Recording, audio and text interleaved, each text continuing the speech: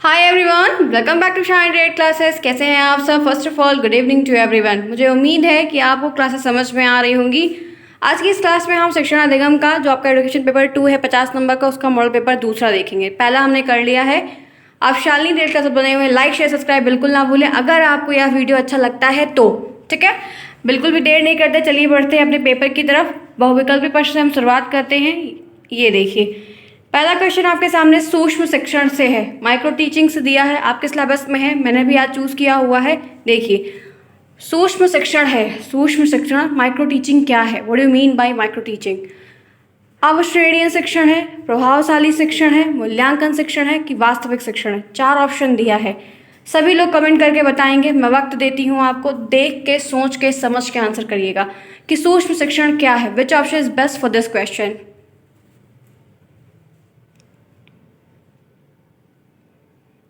आप सभी को मैं बताना चाहूँगी सूक्ष्म शिक्षण के बारे में। माइक्रो टीचिंग का एक ऐसा टॉपिक है जो बहुत पूछा जाता है।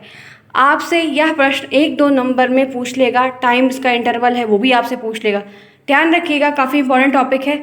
और आज के इस पहले क्वेश्चन का राइट आंसर यहाँ पे ए ऑप्शन करेक्ट है, अवश्रेणीय शिक्षण। अवश्रेणीय शिक्षण, अब इसके बारे में जानते हैं क्या है। देखिए, मैंने आज जो बहुविकल्पी प्रश्न लिया है उसके लिए नोट्स भी लिखी है कि वो क्वेश्चंस, वो ऑप्शन क्यों सही है, वो ऑप्शन क्यों बेटर है, ये जानिए। आपसे क्वेश्चन पूछा गया था कि सूक्ष्म शिक्षण क्या है। सिंपल सा एक क्वेश्चन पूछा गया था, what do you mean by micro teaching. आप अपने तरीके से भी कुछ लिख सकते हैं, लेकिन अगर आपको बहुविकल्पी प्रश्न आ रहा है तो आपको विकल्प के हिसाब से चूज करना होगा, अपने हिसाब से नहीं। तो देखिए, हमने क्या देखा था। अब यहाँ पे है कक्षा के आकार, पाठ की लंबाई, शिक्षण अवधि और शिक्षण जटिलता के संदर्भ में और उसी पर प्रभावी प्रतिक्रिया प्राप्त करने का समय के मामले में यह एक अवश्रेणीय प्रक्रिया है। कैसी है? अवश्रेणीय प्रक्रिया। ऑप्शन क्या सही था? पहला ऑप्शन यही था। अब इसके बारे में आपको यह बात देखनी है जिसका अर्थ है किसी चीज़ को तोड़कर छोटा करना। माइक्रो का मतलब होता है छोटा, किसी चीज़ को तोड़कर छोटा करना, क्योंकि यह वास्तविक शिक्षण की जटिलताओं को तोड़ता है। जो रियल में शिक्षण होता है उनमें जो जटिलताएं होती हैं, उनमें जो प्रॉब्लम होती है, उनको ये खंडित करता है, उनको ये तोड़ता है। ठीक है, आगे देखिए। इस तकनीक में छात्र शिक्षक को 15 से 20 मिनट तक छात्रों के एक छोटे समूह को पढ़ाने की जिम्मेदारी लेता है। क्या करता है? छात्र शिक्षक जो होते हैं, इनका जो ग्रुप बनता है, 15 से 20 मिनट तक छात्रों को एक छोटे समूह को, एक छोटे से ग्रुप को पढ़ाने की आवश्यकता होती है। और जो शिक्षण के एक विशेष पहलू पर ध्यान केंद्रित करता है, किसी एक विशेष पहलू पर फोकस्ड करता है, अटेंशन के साथ काम करता है। जैसे इंडक्शन कौशल नहीं, इंट्रोडक्शन कौशल होगा। इंट्रोडक्शन प्रस्तावना कौशल यानी कि प्रश्न करने का कौशल, ब्लैक बोर्ड लिखने का कौशल आदि।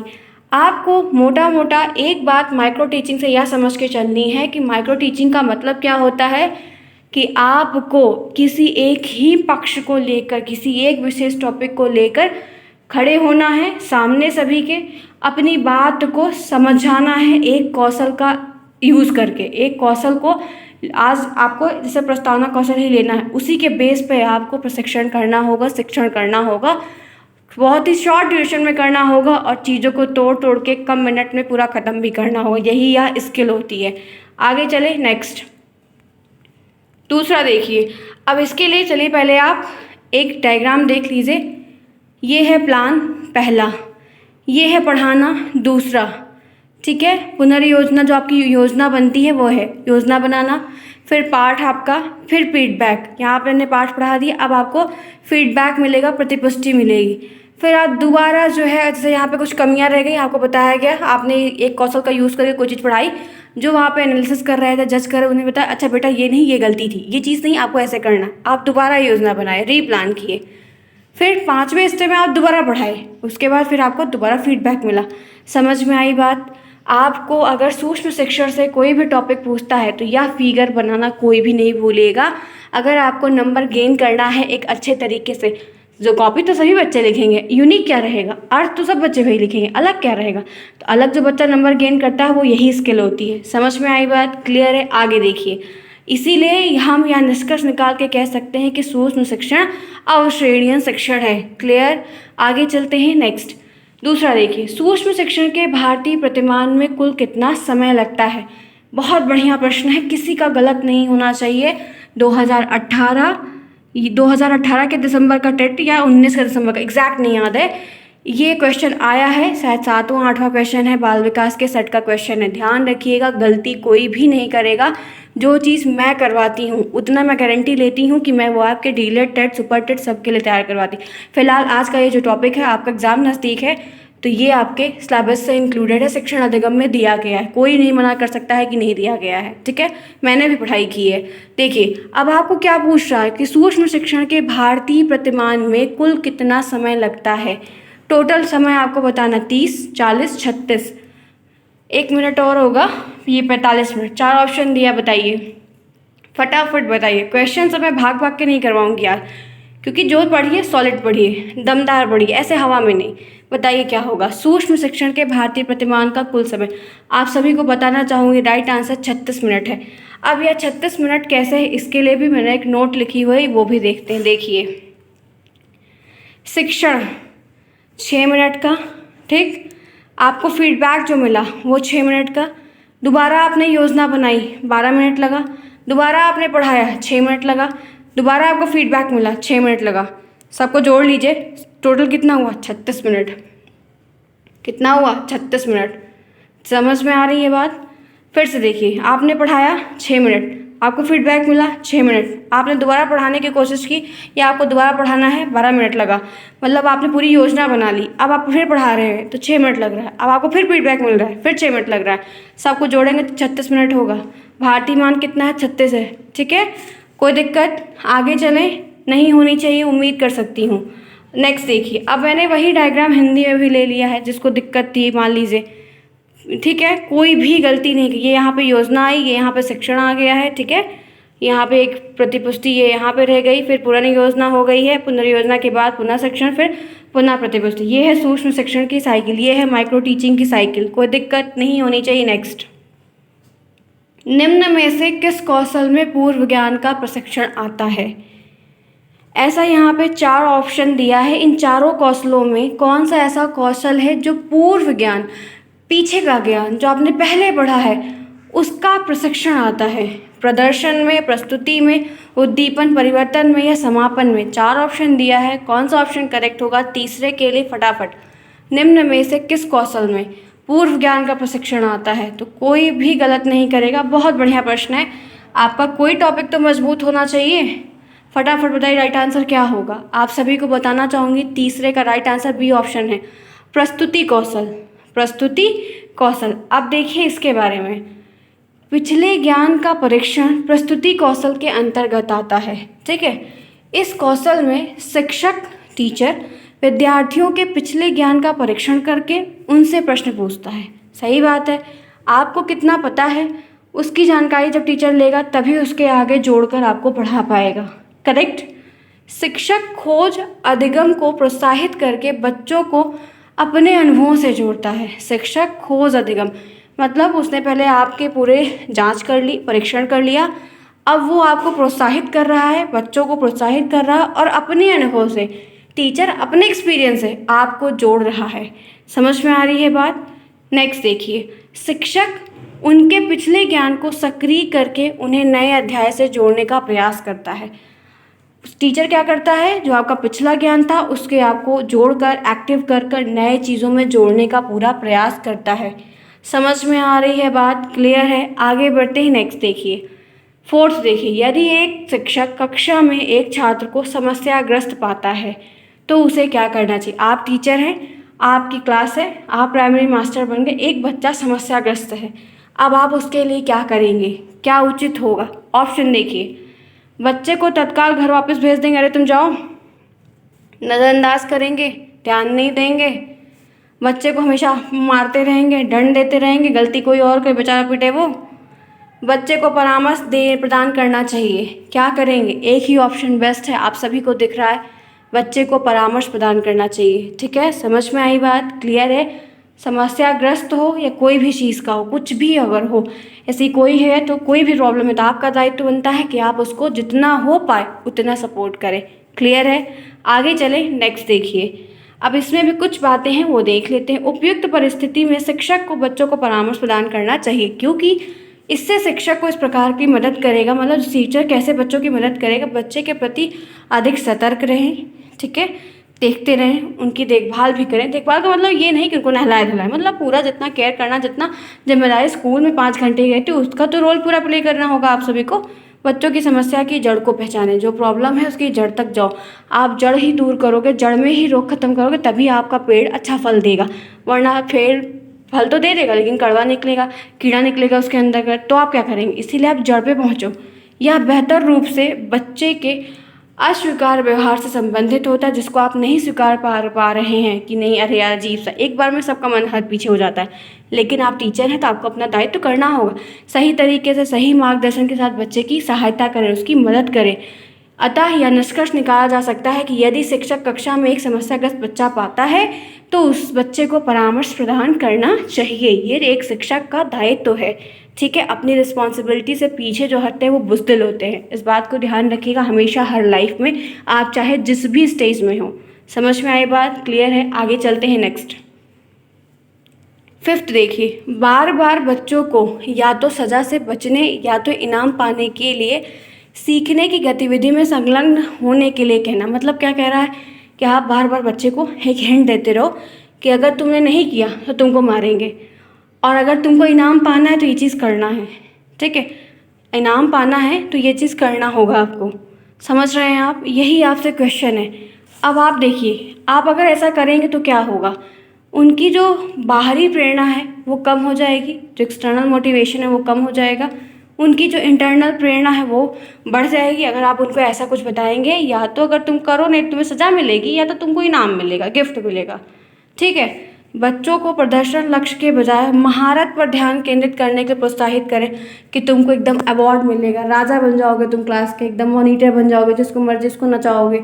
आप उसको बच्चे को ऐसा भर दो। या तो आप एक ऑप्शन और है, बच्चे की प्रकृति, बच्चे की प्राकृतिक रुचि, जो उसकी खुद का इंटरेस्ट है, सेल्फ इंटरेस्ट है, और सीखने में जो शामिल जिज्ञासा है उसको कम करता है। अगर आप उसको ऐसा कुछ करने के लिए बोल रहे हैं कि आप तुम करो नहीं तुम्हें सज़ा मिलेगी, या आप उसको इनाम के लिए करवा के इनाम की लालच देकर आप उसको आगे बढ़ाए, तो क्या होगा? यहाँ पर right option D option correct है इस क्वेश्चन के लिए। क्यों? अगर आप बच्चे को कोई ऐसी सलाह दे रहे हैं तो उसका जो खुद का इंटरेस्ट है, अगर 5% भी उसको खुद को सीखने की इच्छा कभी भी रही होगी ना तो और मर जाएगी, ठीक है। एक तो दिक्कत ये है, और दूसरा क्या है कि उसकी जिज्ञासा बिल्कुल ख़त्म हो जाएगी। फिर उसका दिमाग सिर्फ उसी वो इनाम पे लग जाएगा कि अच्छा हम ये कर लेंगे तो हमको ये मिलेगा, अच्छा हम ये कर लेंगे तो हमको ये मिलेगा। आपको एक चीज़ बताऊँ, रियल लाइफ में अगर आप किसी को, कोई बच्चा है कुछ पढ़ रहा है या कुछ कर रहा है, अगर उसके दिमाग में कोई चीज़ सेट हो गई कि मुझे क्या ज़रूरत है, मेरे घर वाले हैं, कोई मार पिटाई कर रहा है, उसको लगेगा अरे मेरे चाचा हैं, ताऊ हैं, भाई हैं, बचा लेंगे, वो हमेशा लड़ेगा, वो बिना मतलब लोगों से पंगा लेगा, ठीक है। उसको कोई तरीका मिल जाएगा, पढ़ने की ज़रूरत नहीं, सारा काम हो जाएगा, वो कभी बढ़ेगा? कभी बढ़ेगा? कभी नहीं। उसको पता लगेगा मेरा इतना सोर्स है कि मेरा सारा काम हो जाएगा, वो सोर्स ही एड़ता रह जाएगा, लेकिन कभी पढ़ेगा नहीं। इसीलिए कभी भी बच्चों को, अगर कोई रास्ता आपके पास कभी भी है तो उस रास्ते को छुपा कर रखना चाहिए। जब आपकी नैया डूबती रहे कि अब नैया नहीं निकलेगी तब लगाइए। लेकिन ज़बरदस्ती आप शुरू से बच्चे को बता देंगे कि अच्छा अच्छा ये चीज़ ऐसे, अरे छोड़ो, तो क्या होगा? कुछ नहीं होगा। शुरू से बच्चा नहीं करेगा, खुद की इच्छा कभी जागृत ही नहीं होगी। तो ऐसी मदद बच्चों को कभी नहीं करनी चाहिए। इससे गलत सलाह भी बच्चों को कभी लाइफ में नहीं देनी, अपने फ़ायदे के लिए तो और नहीं देनी चाहिए, ठीक है। आगे चलते हैं नेक्स्ट। 6 देखिए, कक्षा में बच्चों को प्रश्न पूछने के लिए, कक्षा में बच्चों को प्रश्न पूछने के लिए क्या करना चाहिए? अनुमति नहीं देनी चाहिए, प्रेरित करना चाहिए, हतोत्साहित करना चाहिए, रोक देना चाहिए। एक ही ऑप्शन बेस्ट है, सस्ता है, टिकाऊ है, वो है प्रेरित करना चाहिए। बिल्कुल भी नहीं रोकना। एक टॉपिक आप पढ़ाइए, उसके बाद कहिए आपको जो क्वेश्चन पूछना हो आप बच्चे आपसे पूछें। हो सकता है कि उसका एक क्वेश्चन आपको ना आता हो, तो कोई शर्म की बात नहीं है, बेटा मुझे नहीं आता, मैं आज नहीं आपको कल ये चीज़ बता दूंगा, मैं अभी थोड़ा सा कंफ्यूज हूँ, आप ऐसे कह सकते हैं। ये नहीं कि वो पूछ रहा है तो डांट दे रहे क्या पूछ रहे, बैठो, ये कोई बात है? आगे चलिए, कुछ चीज़ें रियल लाइफ से जोड़कर पढ़ा करिए, तो समझ में आएगा कि हकीकत में ये सब्जेक्ट आपको क्या सिखा रहा है। ठीक है, समझेंगे आप ये चीज़, ऐसा नहीं है कि समझेंगे नहीं, एक दिन आप ज़रूर समझेंगे। जब आप टेट सुपर टेट की तैयारी करते रहेंगे तब आपको समझ में आएगा क्वेश्चंस क्या इंपॉर्टेंस रखता है। तब मुझे भी नहीं समझती, लेकिन अब इतना करते करते वो चीज़ हो गई है कि ऑप्शन से ही चीज़ें क्लियर हो जाती हैं कि हाँ मुझे भी कभी चीज़ करनी है या होगा मुझसे। समझ में आई बात। नेक्स्ट देखिए, 7th देखिए, निम्नलिखित में से कौन सा शिक्षण कौशल से संबंधित है? कौन सा शिक्षण कौशल से रिलेटेड है? श्यामपट्ट पर लिखवाना, प्रश्नों को हल करना, प्रश्न पूछना, या इनमें से सभी? फटाफट बताइए क्या होगा राइट आंसर। 7th का राइट आंसर क्या होगा? शिक्षण कौशल से संबंधित है, शिक्षण कौशल से रिलेटेड है। तो यहाँ पे एक ही बेस्ट है, वो भी सी ऑप्शन की, प्रश्न पूछना। ठीक है, प्रश्न पूछना जो कौशल है वो। नेक्स्ट देखिए, शिक्षण प्रक्रिया को रुचिकर इंटरेस्टिंग बनाने में शिक्षण सहायक जो सामग्री होती है वो क्या क्या है? ऑडियो वीडियो रहेगा तो आप बहुत ज़्यादा हेल्पफुल हो जाएगी, या वैविध्यपूर्ण। वैविध्यपूर्ण का मतलब है कि डिफरेंट चीज़ें, या तो वीडियो परक होगा, सिर्फ वीडियो होगा, या पत्र पत्रिकाएँ होगी। बताइए। 8वें का आपसे पूछ रहा है कि इसमें से 4 ऑप्शन दिया है, कौन सी जो है ये सामग्री आपके लिए अच्छी होगी? अगर आप ऑडियो वीडियो रखे रहेंगे तो बच्चों को इंटरेस्ट आएगा, समझ में आएगा, या अलग अलग चीज़ें रहेंगी तो आएगा, या जो है ये सिर्फ वीडियो पर रखी रहेगा, या पत्र पत्रिकाएँ रहेंगी। तो आपको बता दूँ राइट आंसर यहाँ पर आपका वैविध्यपूर्ण है। इसमें आपका श्रव, दृश्य श्रव सब कुछ आ जाएगा। ये डिफरेंट चीज़ें जो हैं ये ज़्यादा इंपॉर्टेंट है। आगे चलते हैं नेक्स्ट। देखिए, अब मैंने आपको थोड़ा सा यहाँ पे सामग्री भी ले ली, काफ़ी सामग्री से क्वेश्चंस बनता है इंद्रियों के आधार पर, वो बात अलग है। श्रव सामग्री जो सुनने वाली है, रेडियो है, लाउड स्पीकर है, लिंगुआ फोन है जो उच्चारण दोष को ख़त्म करता है, ग्रामोफोन है, यहाँ पे और भी कुछ चीज़ें दी हुई हैं, टेप रिकॉर्डर के बारे में है, फोनोग्राफ है। आपको 2-3 भी याद रहेगा, कोई दिक्कत नहीं है। दृश्य वाले में मॉडल है, चार्ट है, बुलेटिन बोर्ड है, श्यामपट्ट पे 45 डिग्री का कोण, निर्माता विलियम जेम्स, ये कुछ बातें वैसी हैं। फिलहाल आप श्यामपट्ट ले लीजिए इसमें से। फिर यहाँ पे बुलेटिन बोर्ड है, फेनल बोर्ड है, ये सब क्या करते हैं, आपको इन सब से आप देख कर सीख सकते हैं, दृश्य वाली सामग्री में हेल्पफुल है। नेक्स्ट, जिसमें दोनों सुन सकते हैं, देख सकते हैं, TV, computer, film, audio video, projector, कोई दिक्कत नहीं है। आगे चलते हैं, नेक्स्ट देखते हैं। फिर देखिए, दृश्य सामग्री का उपयोग तब उपयोगी होता है जिसमें आप देख सकें, सुन सकें। वह सामग्री आपके लिए कब उपयोगी होती है? जब बच्चा उसे बहुत सरलता से समझ सके तब वो आपके लिए उपयोगी होती है, या उस पर अपनी बौद्धिक प्रतिक्रिया दे सके तब उपयोगी होती है, उनकी भाषा का अनुकरण कर सके तब उपयोगी होती है, और उसके बनाने की प्रक्रिया को बता सके तब उपयोगी होती है। अजीब अजीब सी बातें हैं। देखिए क्या पूछ रहा है, पूछ क्या रहा है कि दृश्य सामग्री का प्रयोग तब उपयोगी होता है जब, कब आपके लिए, क्या वो चीज़ आपसे पूछ रहा है कि जो आप सामग्री का इस्तेमाल करके पढ़ा रहे हैं वो बच्चे के लिए कब हेल्पफुल रहेगी, बच्चे के लिए किस उम्र में वो यूज़फुल रहेगी।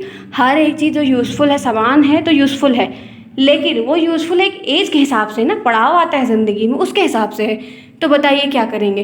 जब बच्चा उसको बहुत सरलता से ईजिली भी में समझ सके तब यूज़फुल होगा, कि उस पर अपनी बौद्धिक प्रतिक्रिया दे सके तब होगा, या उसकी भाषा जो वो बोल रहा है इंग्लिश में, हिंदी में, उर्दू में, फारसी में, उसको बोल सके, या वो कैसे बोल रहा है, कैसे बना, उसके अंदर कौन घुसा है बोल रहा है, उसको बता सके। बताइए। आपको राइट आंसर बता दूं, आपका बी ऑप्शन करेक्ट है, जब वह उस पर अपनी बौद्धिक प्रतिक्रिया, अपना दिमाग दौड़ाकर चीज़ों को बता सके। अच्छा नहीं, ये नहीं, ऐसे होगा, और ये चीज़ का मतलब ये है, ये चीज़ का मतलब ये है। उसको थोड़ी सी दिक्कत हो रही तो उसने देख लिया, उसको हिंट मिल गया। ठीक है, समझ में आई बात? क्लियर है? No doubt. नेक्स्ट, किसी बड़ी वस्तु को छोटे नमूने को क्या कहते हैं? कोई बड़ी वस्तु है, उसका छोटा सा नमूना है, उसको आप क्या कहते हैं? प्रतिमूर्ति, चित्र, वास्तविक पदार्थ, या ग्रामोफोन?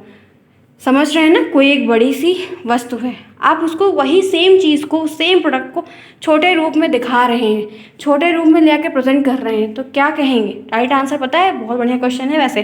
राइट आंसर है प्रतिमूर्ति कहेंगे। ठीक है, जैसे ग्लोब को देखिए, आपके प्रिंसिपल ऑफिस में या जो है एसएसटी की क्लास में मिलता है देखने को, तो एक छोटा मॉडल है। क्या इतनी छोटी सी हमारी ग्लोब है? नहीं ना, लेकिन वो दिखने को मिलती है। आगे चलें, कोई दिक्कत नहीं। नेक्स्ट, पाठ्य पुस्तक की विषय वस्तु का प्रस्तुतिकरण नहीं होना चाहिए।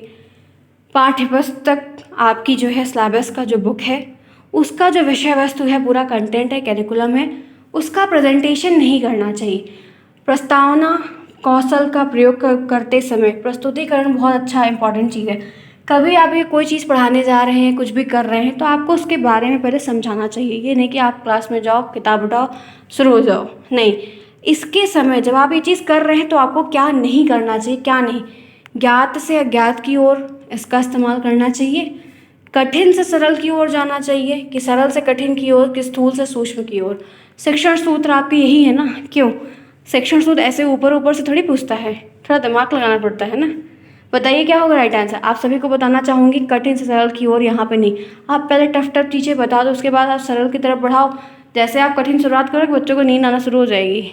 ठीक है, आगे चले, नो डाउट। नेक्स्ट देखिए 12 देखिए, कक्षा में प्रस्तावना प्रश्न पूछना शिक्षण के किस शिक्षण सूत्र पर आधारित है। क्लास में प्रस्तावना प्रश्न पूछना, जो आप क्वेश्चन पूछ रहे हैं वो किस पर है? विश्लेषण से संश्लेषण की ओर, विशिष्ट से सामान्य की ओर, ज्ञात से ज्ञात की ओर, सरल से कठिन की ओर। बताइए फटाफट, राइट आंसर क्या होगा? आप सभी को बता दो, सी ऑप्शन करेक्ट है, ज्ञात से ज्ञात की ओर। ठीक है, जैसे आपको कोई क्वेश्चन आप तभी पूछेंगे जब आपको कुछ नॉलेज है। क्वेश्चन वही बच्चा पूछता है जो पढ़ के आता है, जो उसको कुछ समझ में रहती, और ना अदरवाइज ऐसा थोड़ी कोई क्वेश्चन पूछेगा, नहीं पूछ सकता, बस सुन लेगा चला जाएगा। ठीक है, वो चाहे आप हो या मैं हुई हूँ। बहुत सारी चीज़ें जब जिसको नहीं आती ना चुपचाप किनारे बैठा रहता है। आगे चले नेक्स्ट, ज्ञात से अज्ञात अज्ञात से ज्ञात, सामान्य से विशिष्ट, मूर्त से अमूर्त शिक्षण सूत्रों का प्रयोग होता है। बहुत बढ़िया क्वेश्चन है, लाजवाब क्वेश्चन है, बेस्ट क्वेश्चन। अज्ञात से ज्ञात, अननोन टू नोन, जनरल से स्पेशल, मूर्त से अमूर्त, ये जो शिक्षण सूत्र हैं इनमें आप किस विधि का प्रयोग करते हैं? आगमन का, कि निगमन का, कि कोई नहीं? तीन ही ऑप्शन इसमें है। बताइए फटाफट। आप सभी को बताना चाहूँगी यहाँ पे आगमन विधि प्रयोग होगी। कौन सी विधि? आगमन विधि। आगमन विधि आप जानते हैं ना, सभी जानते हैं। ठीक है, या जो यहाँ पे बात कही गई इसको समझ के इसका राइट आंसर यहाँ पे आगमन विधि होगा। पहले आप उदाहरण बताएंगे तब आप रूल बताएंगे। समझ में आई बात? क्लियर है? बेसिक शिक्षा की शुरुआत रूपरेखा प्रस्तुत की है। बेसिक शिक्षा की रूपरेखा किसने प्रस्तुत की है? प्लेटो ने, महात्मा गांधी ने, टैगोर ने? तीन ही ऑप्शन है, बताइए। बेसिक शिक्षा की शुरुआत या रूपरेखा किसने प्रस्तुत की है? एक ही आंसर बेस्ट है, उचित है, टिकाऊ है, एक दो बार मैंने और करवाया है। राइट आंसर है महात्मा गांधी ने, बापू ने। आगे चले, नो डाउट। नेक्स्ट 15 क्वेश्चन आपके सामने यहाँ पे है। पाठ प्रस्तावना कौशल का मुख्य घटक है पूर्व ज्ञान, समस्त ज्ञान, संज्ञानात्मक ज्ञान। बताइए पाठ प्रस्तावना कौशल का मुख्य घटक क्या है, मेन कंपोनेंट क्या है? राइट आंसर आप सभी को पता है 15वां का राइट आंसर यहाँ पे ए ऑप्शन का है, पूर्व ज्ञान, प्रीवियस नॉलेज, जो आपको पहले से आता है। ठीक है, क्लियर है? आज की यह क्लास यहीं तक। आज हमने इस मॉडल पेपर के सेट में ओनली 15 क्वेश्चंस को किया। ठीक है, मुझे उम्मीद है कि ये क्वेश्चंस काफ़ी यूनिक लगे होंगे, काफ़ी इंटरेस्टिंग होंगे और समझ में भी आए। आपके सिलेबस से ही ओरिएंटेड। आज मैंने जो सेक्शंस उठाया था वो शिक्षण अधिगम के पीछे के सेक्शन जो आपके सिलेबस में दिए उससे प्रश्न को लिया था। आपका क्वेश्चंस काफ़ी आएगा, ध्यान रखिएगा। हम लोग हमेशा स्टार्टिंग से सूत्र और सिद्धांत पे ही अटके रहते, कुछ चीज़ें इधर की भी पढ़ना ज़रूरी है, इसीलिए मैंने आज इधर के क्वेश्चंस को कंडक्ट किया। हम नेक्स्ट क्लास में कल सुबह 10 बजे फिर मिलेंगे नए टॉपिक के साथ। अगर अच्छा लगा चैनल को सब्सक्राइब करिए, वीडियो को लाइक करिए, दोस्तों में शेयर करिए, जाते जाते एक कमेंट मेरे लिए ज़रूर करते हुए जाइएगा। मैंने इतनी मेहनत की है कि आपको ये क्लास कैसी लगी, समझ में आया, हेल्पफुल था या नहीं। तब तक के लिए take care and keep smiling.